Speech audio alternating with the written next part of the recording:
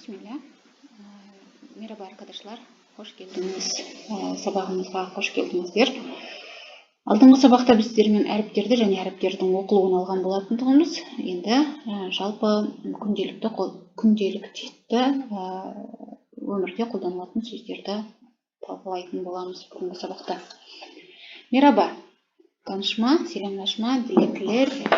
Merhaba деген сәлеметсіз бе, танышма. Танысу, селемлашма, амандасу, дилеклер, тілектер. Мераба, көріп тұрғандарыңызда мен жай мераба деп оқыдым. Неге? Себебі түрік тілінде осы х әрпі қатты шықпайды, жіңішке оқылады. Сондықтан да айтылуы осылай мераба.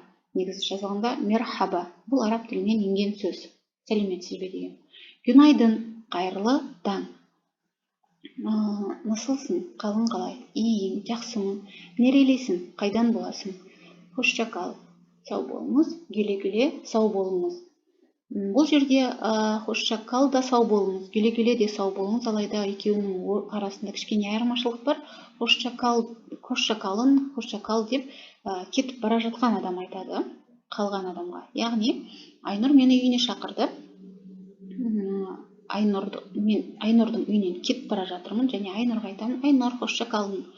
Айнұр, жақсы қалыңыз. Яғни, hoşça деген сөзбе сөз аударатын болсақ, hoşça жақсы, кал қалыңыз. Айнұр да маған айтады, güle-güle, яғни қалған адам. Неге ол güle-güle деп айтады. Memnun oldum, қуаныштымын, танысқаныма қуаныштымын, teşekkür ederim, рахмет. Сенің адың не? Сенің атың кім? Benim adım Ali. Nasılsın? Қалың қалай? Teşekkür ederim. İyiyim. Nerelisin? Қайдан боласың?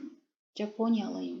Memnun oldum. Ben de memnun oldum. De бұл дате, то есть тоже деген мағынаны береді. Hoşça kal. Жақсы қалыңыз. Güle-güle. Сау болыңыз. Енді осы жерде Japonyalıyım деп тұр. Осыған кішкене тоқталып кетейік. Тағы қосып айта кететін, түрік тілінде екпін соңғы буындарға түседі. Бұл жерде Жапония бір мемлекет, лыйым, лиым, луюм, бұлар жалғаулар. Яғни мен қазақстандықпын, яғни қазақстаннанмын дейтін болсам, қазақстанлıyım. Veya казахым диyebilirim. Қазақ деген бізде ұлт, сондықтан мен қазақпын деп айтсақ та болады. Ал енді осы жерге кішкене тоқталып кетсек, түрік тілінде, мысалы, егер жіңішке дыбыспен аяқталса, әрине оған да жіңішке жалғаулардан болатын, жалғанады, яғни бұл жерде и бұл жіңішке дыбыс, сондықтан лиім, жуан дыбыс, лыйым. Жіңішке, лүйім, лүйім. Кез келген мемлекет жазылады. Бұл мемлекеттің соңғы буына қарайсыздар. Егер жіңішке болса, жіңішке лиімдар жалғанады, жуан болса, лыйымдар жалғанады. Мысалы, Түркия жіңішкемен аяқталып тұр ма? Түркиелiyim. Чин иге аяқталып тұр ма? Көреміз мұнда. Имен аяқталып тұрса, лиім. Мен аяқталса, лыйым.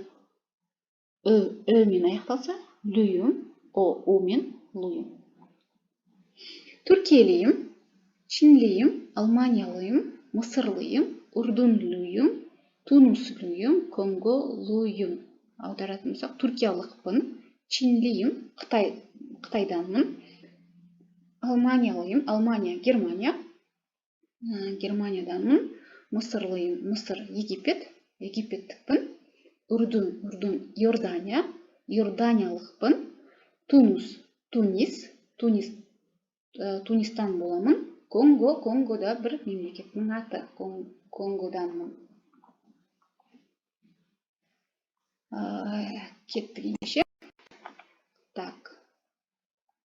Суретте көріп тұрғандарыңыздай, мераба, амандасу, günaydın, қайырлы таң, iyi günler, қайырлы күн, günaydın, қайырлы таң, iyi günler, қайырлы күн.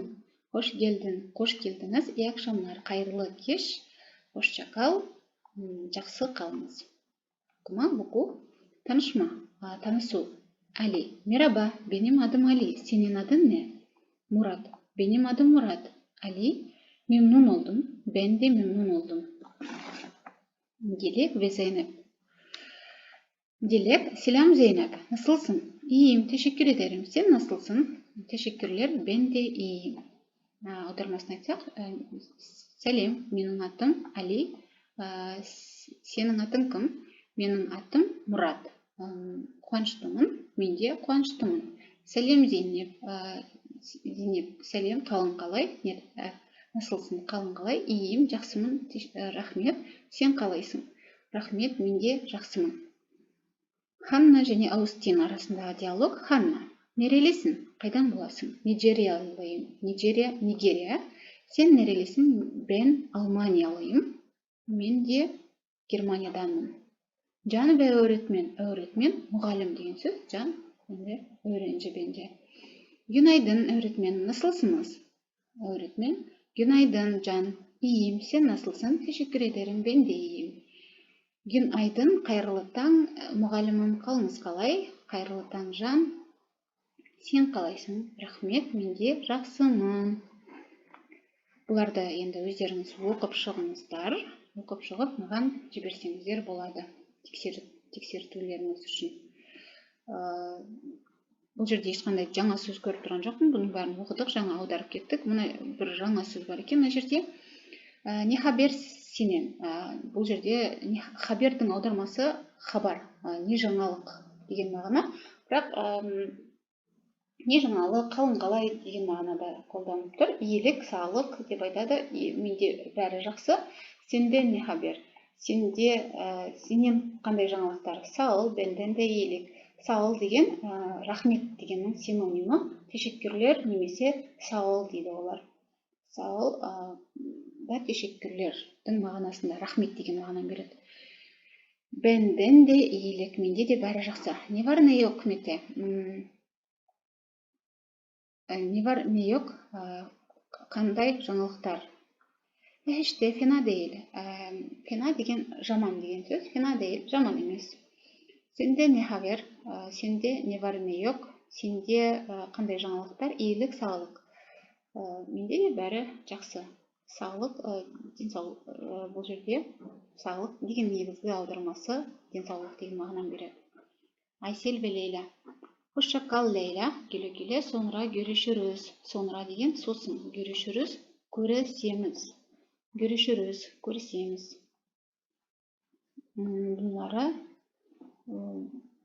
Bunlar kendiniz okumanız lazım. Tamam, öyle olsa aşağıdaki ifadeleri eşleştirme, соединение, то есть қосу. Төмендегі сөйлемдерді қосыңыздар. Yani бұларды мағынасымен сәйкес келетін сөздермен қосу керек. Görüşmek üzere, görüşürüz. Merhaba, burada da merhaba. Teşekkür ederim. Burada teşekkür ederim. Рахмет десе, оған жауап айтамыз. Rica ederim. Оқасы жоқ, ештеңе етпейді. Бәрі жақсы деген мағынада. Ары қарай өздеріңіз сәйкестендіріп, жалғап жіберсеңіздер. Aşağıda диалогы tamamlayalım. Tamamlamak, аяқтайық дейді. Жауаптарына сәйкес сіздерде сұрақ қоюларыңыз керек. Мына жерде iyi akşamlar деп басталған, қайырлы кеш, iyi akşamlar. Benim adım Timo деп тұр. Сенің адың не? Менің атым Timo, сенің атың кім? Benim adım деп жауабына қарай сізде сұрағыңыз не болу керек? Сенің адың не? Senin adın, benim adım Timo, ya senin adın ne? Benim adım Ayşe. Nasılsın? Timo айтады, iyiyim. Sen nasılsın? Осылай өздеріңіз жалғастырыңыздар.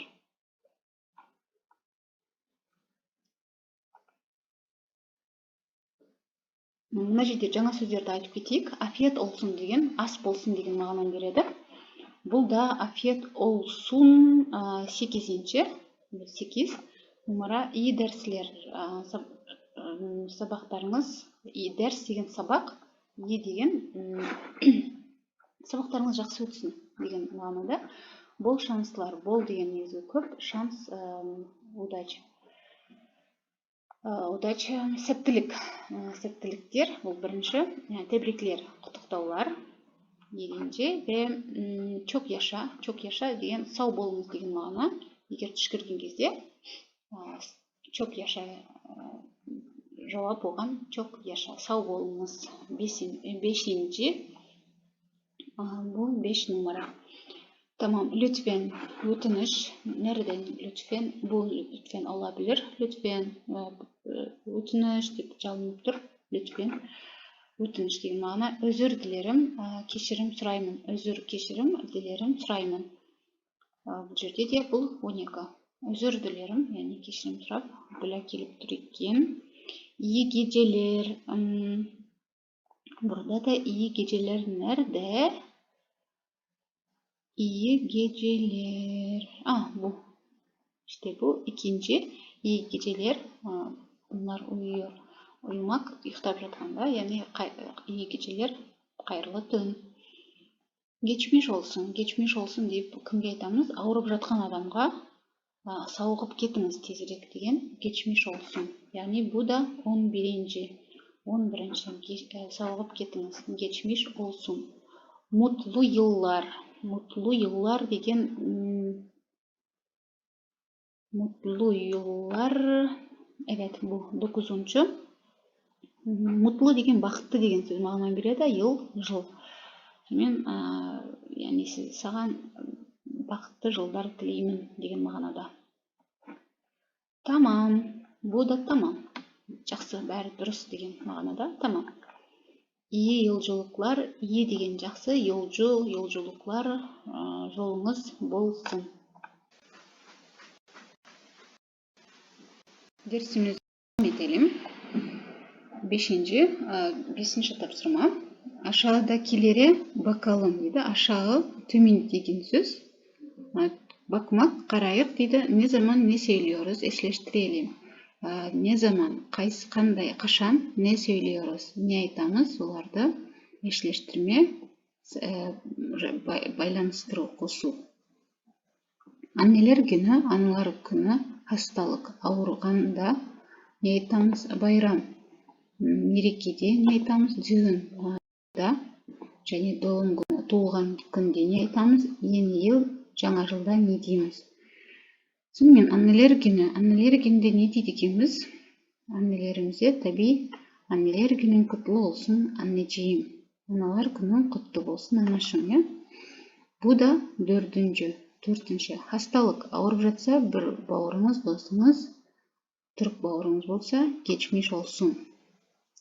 Айығып, сауығып кетіңіз. Байрам. Байрамда да не söylüyoruz? Байрамда байрамыңыз құтты болсын. Мерекеңіз құтты болсын дейміз. Düğünде, тойда onlara sadece Türkçe sonsuz mutluluklar. Бітпейтін, аяқталмайтын бақыттар деген мағына береді. Sonsuz mutluluklar. Sonra da düğün gitti. Doğum günü, туылған күнде не дейді екенбіз? Doğum günü bu. Doğum günün kutlu olsun. Nice senelere. Nice. Бұл негізі ағылшын тілінен алынған сөз. Бұндай сөз сөздіктерден таппайсыздар. Nice, nice. Жақсы, әдемі деген мағынада. Қазіргі күнде түріктер шет тілден енген сөздерді өте жиі қолданады. Мысалы, pardon, кешіріңіз, affedersiniz ғой негізі, бірақ олар pardon. Сонымен қатар tamam, жақсы дегенде бір нәрсе. Tamam, anlaştık, жақсы, келістік, tamam, görüşürüz ғой негізі айтады. Ал қазіргі күнде олар tamamның орнына nice, görüşürüz. Сосы nice да жиі қолданылады. Бұл жерде бұл nice senelere, жақсы жылдар деген мағынаны береді. Сосын doğum günü, yeni yıl. Yıl, жаңа жыл. Жыл, ол yıl синонимі sene. Seneler diyebilirsiniz. Tamam, öyle olsa arkadaşlar. Bugünkü dersimiz buraya kadar. Görüşmek üzere.